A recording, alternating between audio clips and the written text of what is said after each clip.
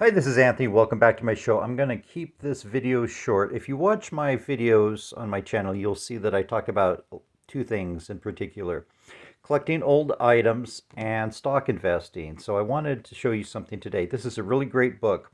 It's from the library and it's actually due yesterday, so I need to return it. I decided just to go online onto eBay and buy a copy. I found one for a little over $5, and that includes shipping. So I really encourage anyone who has a chance, buy this or get it from the library. It's about Warren Buffett. It's about 30 years old, unfortunately. They need to come out with a new edition. But this one talks about Warren Buffett, who was kind of a fairly liberal, center-left Democrat, especially now. But even in the early 70s, kind of in reaction to his father, who was a right-wing member of the John Birch Society and a member of Congress at one time.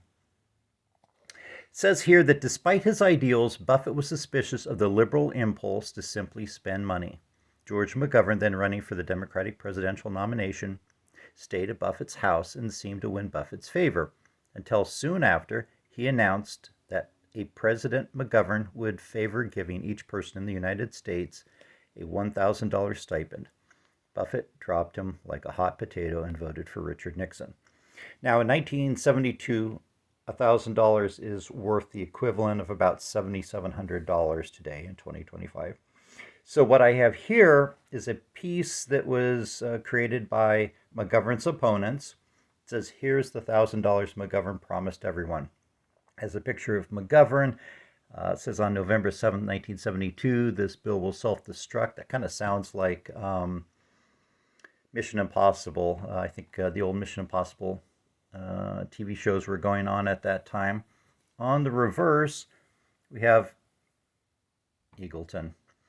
Eagleton was picked as McGovern's vice presidential pick at the convention without really vetting him. Then it turns out that he had received shock therapy, which later was diagnosed as, I think, type 2 schizophrenia or bipolar disease. Anyway, McGovern said that he was 1,000% behind Eagleton, and then later on, after a short time, dropped him in favor of President Kennedy's brother-in-law, who is the ambassador to France, Sergeant Shriver. Anyway, I'm going to list this on eBay today. My username is stock_tycoon.